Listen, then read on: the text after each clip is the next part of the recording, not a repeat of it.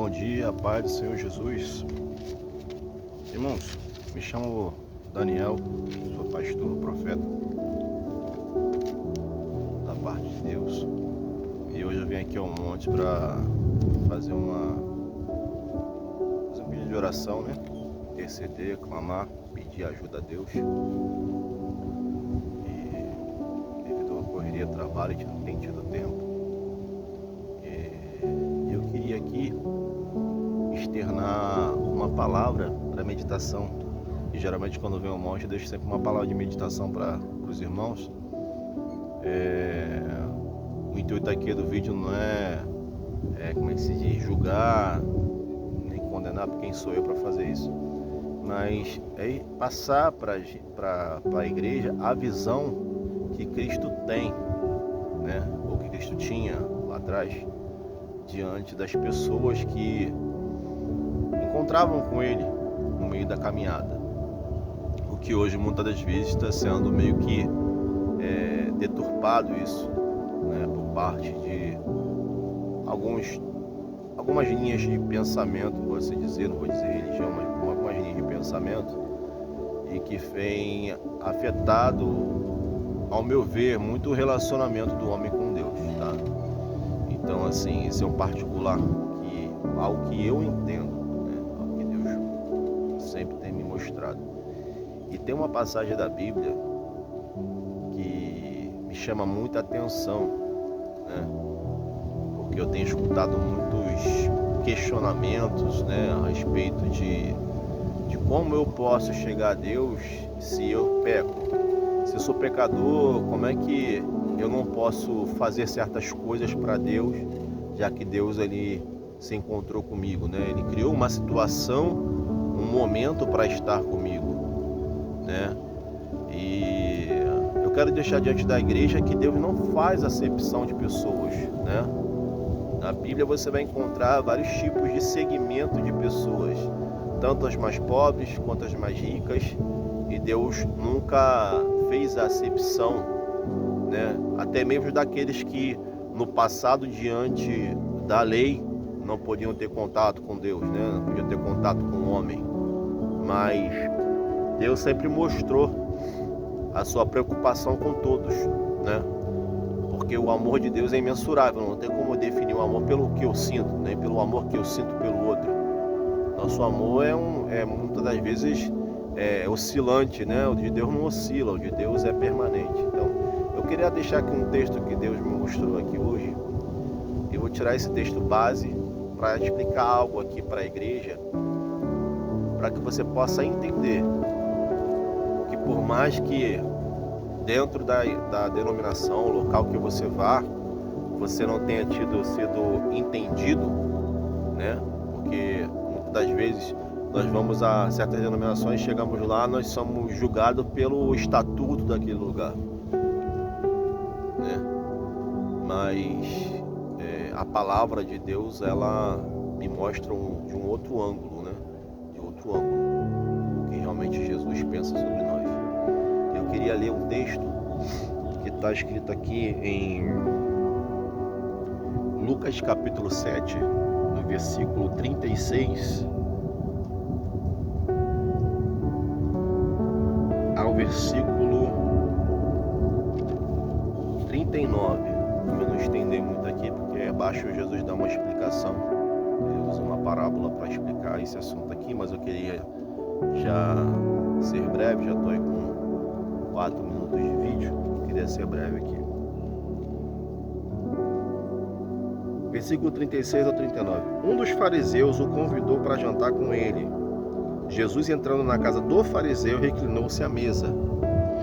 Uma certa mulher da cidade, pecadora, quando soube que ele estava à mesa na casa do fariseu, levou um vaso de alabastro com perfume e se pôs atrás de Jesus a seus pés. Chorando, molhava os pés de Jesus com suas lágrimas e os enxugava com próprios cabelos, e beijava-lhe os pés e os ungia com perfume. Ao ver isso, o fariseu que o convidara disse consigo mesmo: se este fosse profeta, bem saberia quem nele toca e que de tipo ela é, pois é pecadora.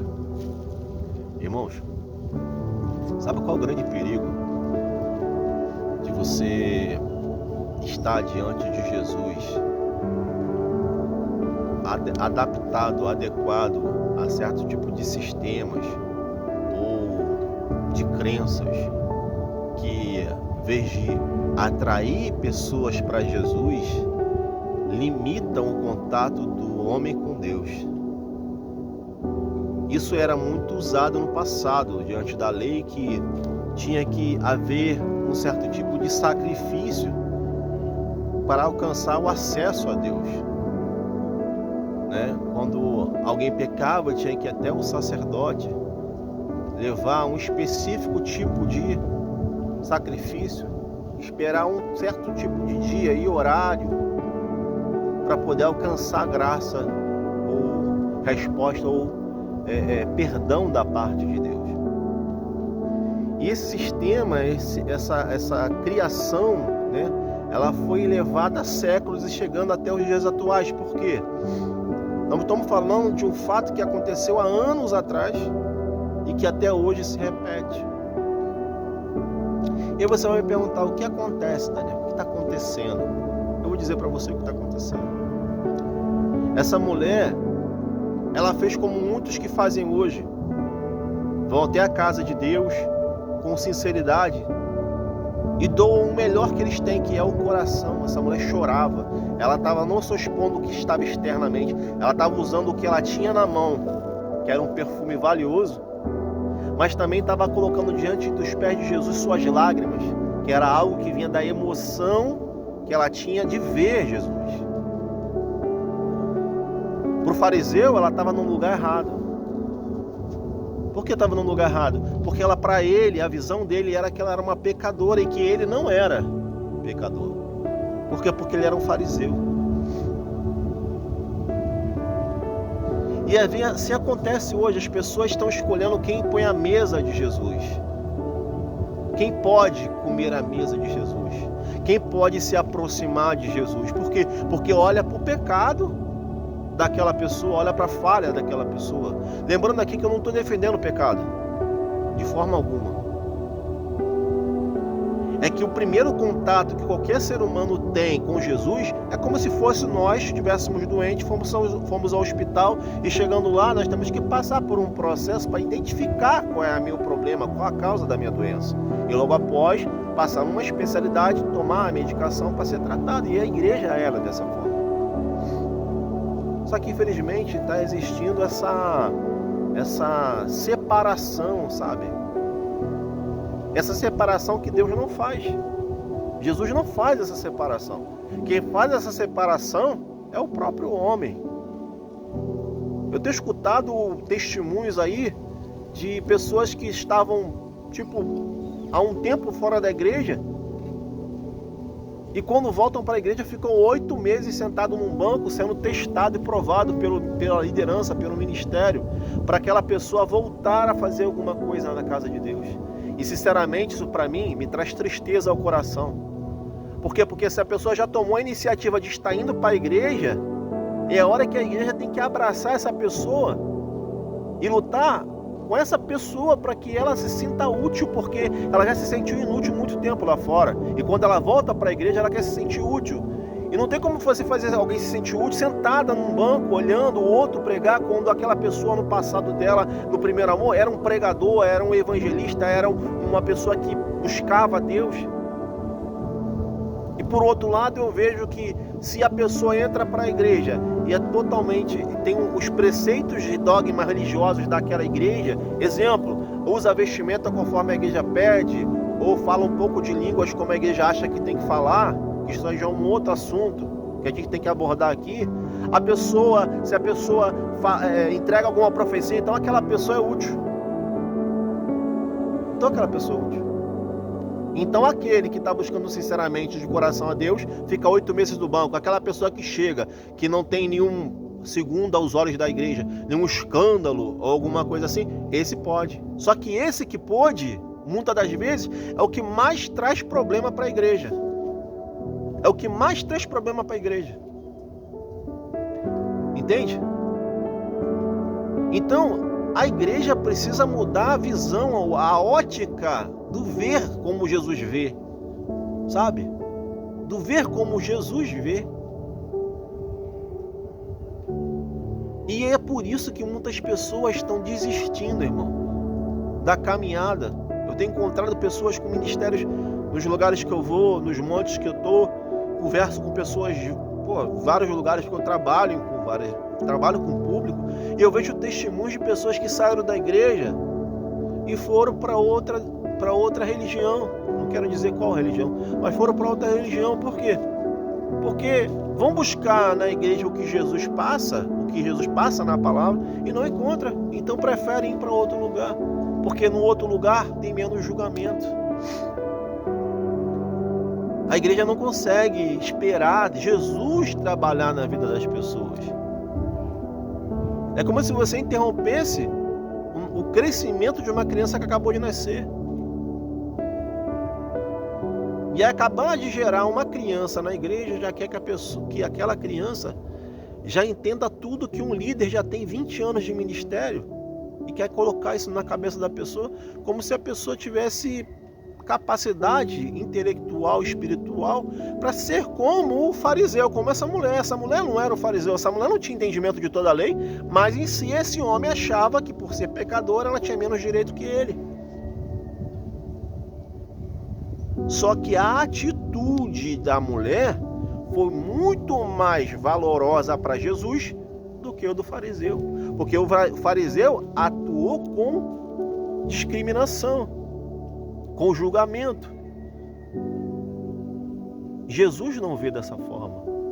Por várias passagens da Bíblia, é só você ler a palavra de Deus. Maria Madalena era prostituta. As ações dos fariseus sempre foram essas: tacar pedra. Jesus falou o quê? Quem não tem pecado atira a primeira pedra. Os fariseus saíram por quê? Porque ele tocou no íntimo do coração deles. Para você líder, para você pastor, você homem de Deus, como eu sou.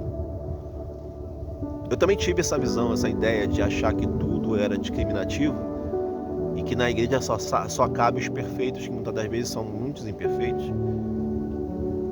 Muda seu ângulo, seu foco, sua visão. Como você está vendo as suas ovelhas? As almas que Deus tem colocado nas tuas mãos. Para você, pessoa que está na igreja agora, jovem, homem, mulher, idosa, criança, não sei para quem essa mensagem vai chegar. Busque estar do lado de pessoas que vão te dar suporte de verdade e vão esperar o seu crescimento com Jesus. Porque quem dá crescimento é o próprio Jesus. O próprio Paulo fala: eu plantei, Apolo regou e Deus deu crescimento. O próprio Jesus falou: eu sou quem vos santifica. E Jesus disse: quem vem após mim não lançarei de forma alguma fora. Não se coloque fora da presença de Deus por conta do julgamento dos publicanos, dos fariseus, daqueles que se acham santos. Porque Jesus não atua nisso. Jesus atua aí agora, falando contigo. E digo para você uma palavra de esperança: ainda há tempo. Tem uma passagem da Bíblia que a esperança para uma árvore cortada, que é o cheiro das águas, novamente ela brota, ela cresce. O cedro do Líbano é um tipo de árvore que ela cresce em lugares sem profundidade, mas em lugares difíceis.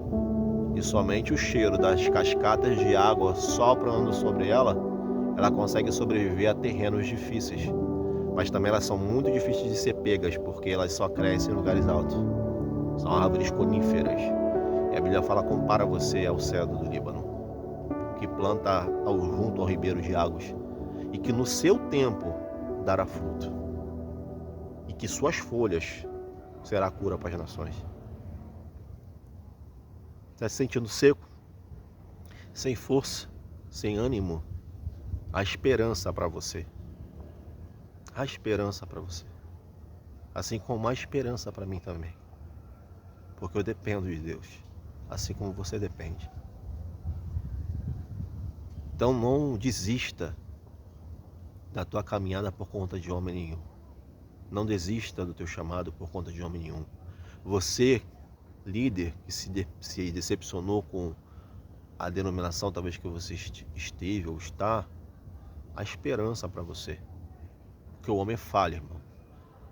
Jesus é o único caminho que leva à verdade. E ele é perfeito. Busque o perfeito.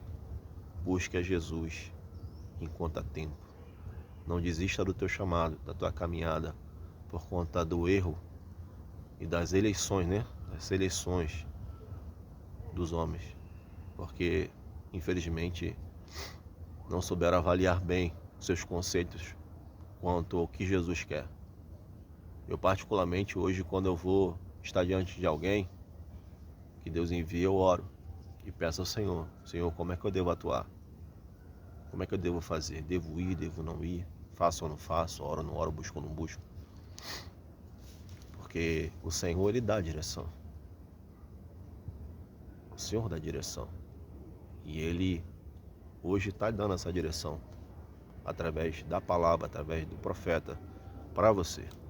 Amém? Eu queria fazer uma pequena oração. Você que está doente, que está enfermo e precisa de uma oração, eu quero orar por você, liberar uma palavra profética para que Deus possa atuar na tua vida e na minha vida também, porque eu sou dependente de Deus e você também depende dele. Somos todos mesmos iguais diante dele. Ninguém é maior que ninguém aqui. Então que Deus possa te ajudar nesse momento, em nome de Jesus. Soberano Deus e eterno Pai, neste momento entrego nas tuas mãos as necessidades de cada pessoa. Não sei se é no sentimental, emocional, não sei se é na saúde, eu não sei. Eu sei que, assim como aquela mulher chegou com sinceridade aos pés de Jesus, dando o melhor que ela tinha, ela usou todos os recursos interiores e exteriores dela para chamar a tua atenção. Diante de ti, ela entregou tudo que ela tinha. E neste momento eu entrego tudo que eu tenho.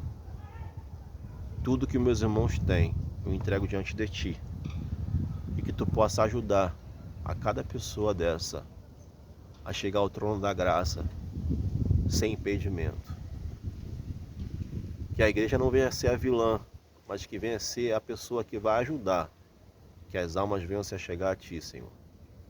Limpa caminho para o povo passar e dá direção para esse povo que está hoje em dúvida o que vai fazer. Então eu espero, Deus, que tu possa neste momento, eu creio, eu profetizo, vitória, cura, libertação, restauração, cura na mente, no coração, nas áreas financeiras, espirituais, nas áreas emocionais, sentimentais, que tu possa agir com poder e graça, em nome de Yeshua Mashiach. Amém e amém. Irmãos, que eu possa ter ajudado você com essa mensagem. Se você sentir no coração, compartilha. Compartilha. Aí embaixo, provavelmente eu vou estar colocando na plataforma do YouTube, TikTok. Se você quiser colocar aí o seu pedido de oração, colocar seu nome, eu vou estar orando por você, intercedendo por você e por mim. E ore por mim que eu oro por você. Que Deus abençoe, em nome de Jesus.